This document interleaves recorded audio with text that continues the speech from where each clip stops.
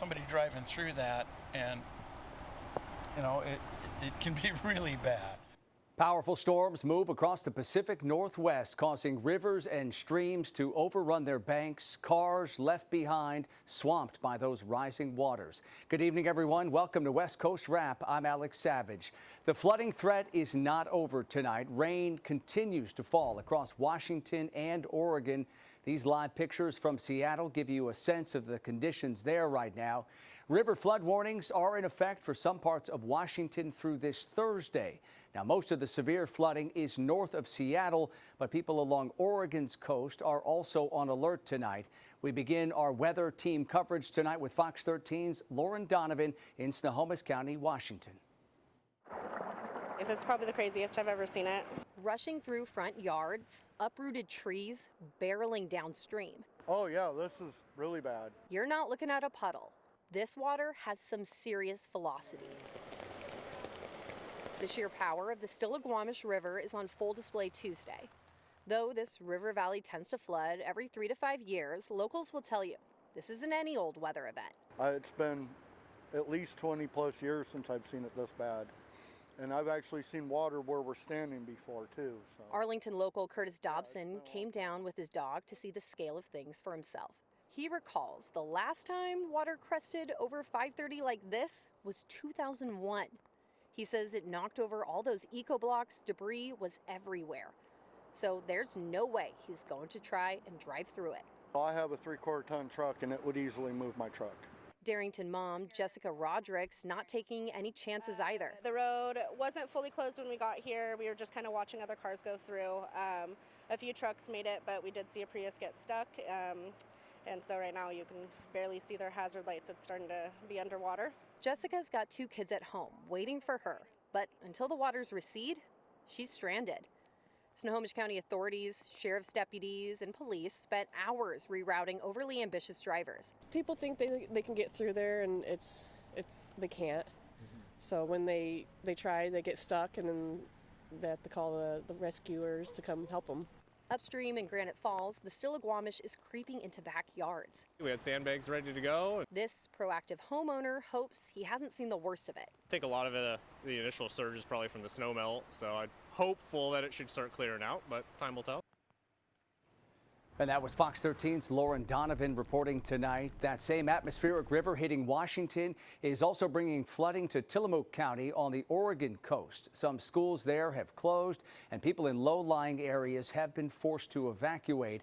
Some people who live in an RV park near the Wilson River say they've never seen the water rise so quickly. It was not even crested the river yet. We decided we were going to go into town and do some shopping, and then also when we came back, it's already past the river and up into these other spots. Some people at the Misty River RV Park are moving their trailers to higher ground, and some are packing up just in case they need to evacuate to the Tillamook County Fairgrounds. Snow is another factor in all of this. These are live images showing the snow piling up at Mount Hood, Oregon tonight. There's a lot of concern that the flooding will get even worse as snow begins to melt across the Pacific Northwest.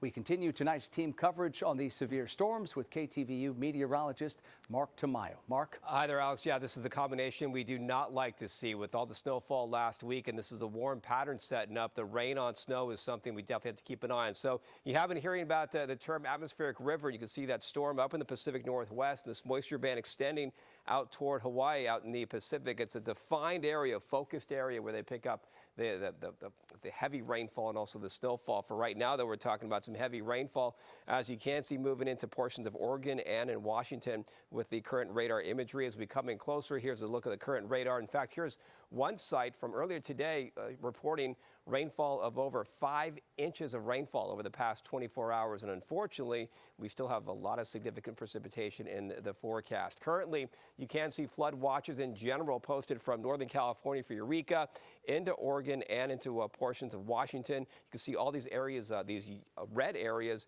indicating some flood warnings. That means flooding is imminent, basically happening right now with those intense rainfall rates developing. This was the scene today at SeaTac, showing you all the cloud cover and obviously some wet runways here. Temperature in Seattle of 58 degrees, but you can see here is the forecast model, and we talked about it's a focused band of rain that wants to continue. So here's the forecast tomorrow morning, 5 a.m. from Northern California into Oregon and into Washington, and this continues. It's kind of stalled out. It's a stalled out front, and it sticks around into the afternoon hours, but we could have a little bit of a break in the action later in the afternoon into Wednesday, but some more development offshore as well, with possibly some more waves of rain coming on board. So in general, we are showing you this significant rainfall. In fact, you can see with the scale here, with the greens, the yellows, and the reds, you see the focus out toward the coast and out toward the portions of western Washington and Oregon over the next several days. We're talking about days of rain. Hopefully we can find those breaks over the next several days, Alex. Yeah, let's hope. Mark, thank you. The off-duty Alaska Airlines pilot accused of trying to shut down the engines of a plane mid-flight is no longer facing charges of attempted murder tonight. Instead, a grand jury today indicted Joseph Emerson on a felony charge of endangering an aircraft, along with 83 misdemeanor counts of reckless endangerment. Emerson is accused of trying to turn off the engines of a Horizon airplane that was traveling from Everett, Washington to San Francisco in October. He was in the cockpit as a passenger. The plane's crew removed Emerson from the cockpit and made an emergency landing in Portland. Court documents show Emerson told police officers he was having a nervous breakdown and had been struggling with depression. He's scheduled to be arraigned on Thursday. In Tacoma, Washington, jurors heard testimony today from one of the police officers charged with killing Manny Ellis. Ellis died in Tacoma police custody in March of 2020. Officer Timothy Rankin is facing a manslaughter charge. He says when he and his partner arrived at the scene, 2 other officers were trying to subdue Ellis. Rankin testified that despite being on the ground and handcuffed, Ellis continued to fight back. Rankin also testified he heard Ellis say he couldn't breathe during the arrest and responded to him. If you can talk to me, you can breathe, but if you stop struggling and you calm down, I'll relieve some pressure off of you. Under cross-examination, Rankin said that he did not follow up to ask Ellis if he could breathe or tell the other officers or first responders that Ellis said he couldn't breathe. People in one Portland neighborhood are stunned and heartbroken tonight after a 6-year-old boy was mauled to death by 2 dogs today. As Fox 12's Drew Marine reports, the owner of those dogs pulled out a gun trying to stop the attack. This morning when I take my child to the school, I saw a lot of police activity here. Portland police say they responded to a report of a dog attack at a home on Northeast 112th Avenue around 8 o'clock Tuesday morning. Spokesperson Mike Benner says the homeowner opened the door covered in blood after trying to stop 2 of her dogs from attacking a 6-year-old boy. He tragically did not survive the attack, though Benner says the owner tried everything she could to stop them. The homeowner slash dog owner went into the garage to tend to the dog. The 6-year-old boy opened the door to the garage, and that is when this attack happened. We understand that the homeowner, dog owner, did everything in her power to stop this attack. At some point, even grabbing a gun, it never got that far. But she did everything she could to save this boy's life. Police say the boy doesn't live in this house. Every morning, his grandma drops him off so the dog owner can take him to school, and the attack happened after he was dropped off. Multnomah County Animal Services came to the scene to take custody of the 2 dogs. Neighbor Sergey Dengub spoke with one of the homeowners this morning after the attack and was shocked to hear what happened, as he's interacted with these dogs before. And they're great, they're so friendly, they're jumping on me, you know, and then they're big dogs, but they're really friendly dogs. Benner says the police bureau's heart breaks for the little boy and his family. I mean, anytime something like this happens, it's a shock to the conscious, but to have this happen just weeks before Christmas, it's just unimaginable. And that was Fox 12's Drew Marine reporting for us tonight. The Portland Police Bureau's Public Information Officer says it's too early in this investigation right now to determine whether the owner of those dogs at the home is going to face criminal charges. Court documents are revealing shocking details about a murder in Phoenix. 3 alleged gang members are charged with shooting and killing Bernardo Pantaleon and then mutilating his body. Pantaleon was found dead on November 26th at a park in North Phoenix. According to court documents, one of those suspects admitted to killing Pantaleon because the victim made unwanted advances that made him uncomfortable. Detectives say the 3 men made remarks about, quote, homosexuals not being allowed in the North Side. After killing Pantaleon, the suspects took photos and videos of his body and sent them to his family.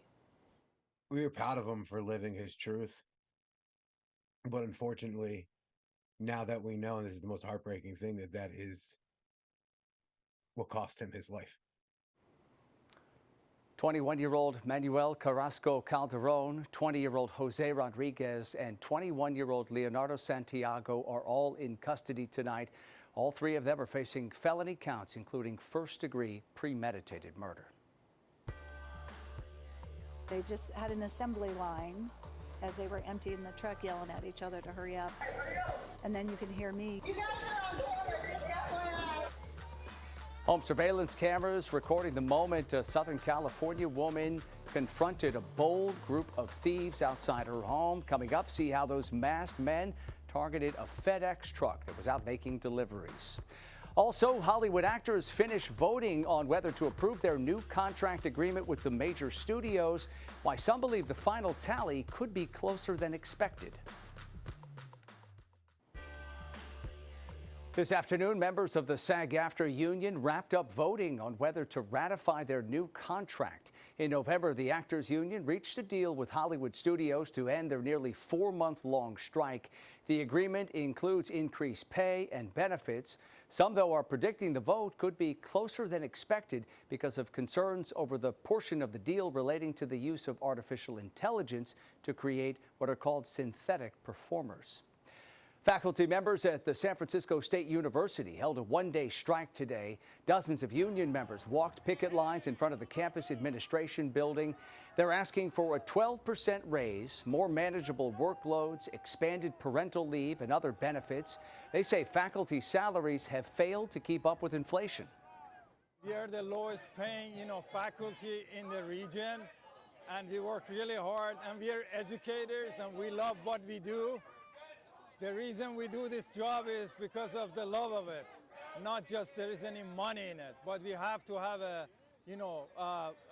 living wage. Cal State has offered a 5% raise each year for 3 years. CSU administrators say that is the best they can do, given the university system is facing a $1.5 billion budget deficit. Authorities near San Diego are searching for a group of thieves who robbed a FedEx truck, making off with a number of packages. The crime was caught on a neighbor's surveillance system in the city of Chula Vista.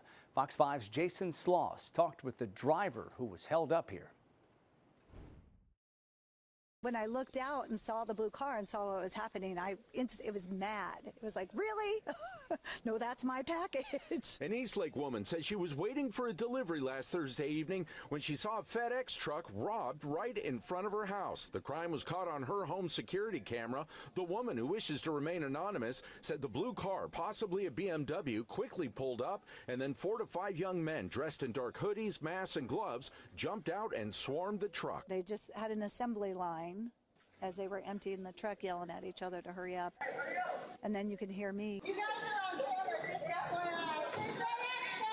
I was yelling for the FedEx driver. I was yelling at them that I'd called the police, that they were being recorded, that there were cameras. You're being recorded, FYI. Did you feel a little nervous about doing that? A little. Like at first, no. At first I was angry because I'm like, really? Is this really happening? We spoke with the FedEx driver, who was not hurt. Off camera, he told us he backed off when the thieves put a long, sharp metal object to his face. He was very shook up. He was, kind of stunned. The whole robbery lasted about 45 seconds, with thieves stealing several packages. She believes they were originally targeting a UPS truck going through the neighborhood moments earlier. They followed in UPS, but we feel like they noticed there were 2 men in the truck, and maybe they thought their odds weren't as great. but the FedEx driver was alone. Chula Vista police say they're looking into whether this robbery is linked to similar recent incidents in the San Diego area. Made me mad. I was like, it's not okay. And they thought it was funny. They were laughing. It was a big joke to them. It's sad because I think criminals in this state lately just feel entitled. Police say no arrests have been made. FedEx also released a statement saying we are cooperating fully with investigating authorities and taking appropriate steps to address the matter. In Chula Vista, Jason Sloss, Fox 5 News. New video tonight from Lukeville, Arizona shows how some migrants are getting through gaps in barriers along the U.S.-Mexico border. The Border Patrol has kept the port of entry in Lukeville closed to traffic for a second straight day. The move is meant to shift agents to address a surge of migrants arriving at the border. It's all hands on deck. They need more individuals out here. They need more people to help and assist because the number of groups that are coming across right now, specifically even in this area, but it covers all Tucson sector. It's been record numbers every single week. Hundreds of migrants have been waiting for days to begin the asylum process in the Lukeville area. They say they left dangerous situations behind in their home countries. And our country is very risky. That's why we come here. So if we stay here more than a week, I believe that they will leave us one day. I hope so. Border protection workers have not said when they expect to be able to reopen the Lukeville crossing to traffic. All right, we want to get back now to tonight's severe weather in the Pacific Northwest we told you about at the top of the newscast. We have some new images coming to us now from Fox 13 showing a dramatic rescue playing out near the Washington-Oregon state line. Now, initially, the Coast Guard was called out to rescue 4 people trapped inside a home, but they were diverted to help a person who was trapped in a truck that was swamped by floodwaters in the town of Rossburg, Washington. Crews were able to get that person to safety. As you can see, they were put in the basket and hoisted up into the helicopter. They got to the home and they were able to rescue 4 other people as well. Everyone, all of those people are expected to be okay. Again, new footage just coming in here from Washington tonight, where floodwaters are continuing to rise along many of those rivers and streams. Let's get back now to KTVU meteorologist Mark Tamayo tracking this developing situation and the conditions across the West. Certainly a dangerous situation up there in Washington and Oregon, Mark. Yeah, that's right, Alex. Those Coast Guard videos, always a dramatic scene, and that's what, no exception there, as you can see with all that rainfall focused in one spot. We talked about this earlier as we move into this region, as you can see near the border of Washington and Oregon. And look at all that rainfall coming on board just within the past few hours. So this is persistent in this region, and unfortunately, we have a rainy forecast for tonight and into tomorrow. Take a look at some of the record rainfall totals to report today. Over 2 inches of rain for the day, as you can see. So that's significant rainfall and record-setting rainfall. In fact, for this location, as you can see, it's SeaTac, 58 degrees. All the cloud cover, all the rainfall coming on board. Now, the focus, we've been talking so much about the significant rainfall, has been up in the Pacific Northwest. In San Francisco, just some fog today, some cloud cover out there, and the rain showers do make a comeback, but it is a very weak system compared to what they're dealing with up to the north. In Los Angeles, a beach day, lots of sunshine. You can't even find a cloud in the sky. So just the extreme in weather conditions with all the significant rainfall to the north. And look at this, all the sunshine to the south in Southern California. We're showing you this once again, that storm track, the atmospheric river. You can see Seattle and Portland. You can follow my hand out here in the Pacific, and that is extending out toward Hawaii with that atmospheric river targeting this portion of the country for tonight and over the next several days. Current numbers right now, it's 36 degrees in Denver. Right now, it's 60 in San Francisco, Los Angeles in the mid-60s. And here is the overall weather story for tomorrow. More rain up in the Pacific Northwest, lots of 40s, maybe in the lower 50s. It is warm in Denver. Look at that, in the 60s. Rainfall develops for San Francisco, so that energy begins to move to the south. That stalled out front up in the Pacific Northwest will begin to move for tomorrow. And then sunshine and some warm conditions for Los Angeles, also out toward Phoenix. So take a look at the forecast for tomorrow. We're talking about multiple rain clouds for Seattle. Rain makes a comeback in San Francisco for Wednesday, possibly into Thursday, and a completely different story, as you can see, down towards Southern California and even out toward Phoenix. Phoenix, in fact, could be reaching the lower 80s for tomorrow afternoon. So, Alex, all within the same forecast for the West Coast. We're talking about cloud-free conditions and lower 80s for portions of the West Coast, and unfortunately, some more significant rainfall that will lead to some dangerous flooding up in the Pacific Northwest. Yeah, the rain just keeps on coming there. Mark, thank you.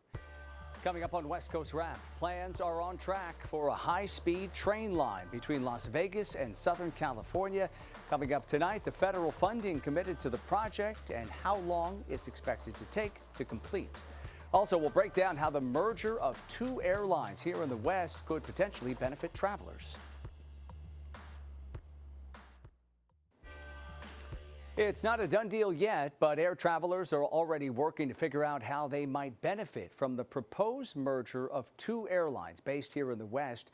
Alaska Airlines wants to buy Hawaiian Airlines for $1.9 billion. KHON 2 News' Nikki Schenfeld shows us how the merger could give some customers more buying power with their frequent flyer miles.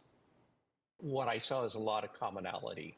Alaska Airlines has been doing the same type of operation in Alaska as Hawaiian has been doing in Hawaii. Hawaii-based travelers will be able to get connecting flights to many more destinations, including Alaska, the Midwest and East Coast, even Canada, Mexico, the Bahamas, and Belize. You can fly Hawaiian to the West Coast, take an Alaska flight connecting in Seattle, and get all the way to Washington, D.C. And there's dozens of others examples like that. For Hawaiian Miles members, you're going to be part of a bigger loyalty program going forward. You're going to have access to the routes in the One World Alliance. The One World Alliance includes American Airlines, Japan Airlines, Qantas, and many more.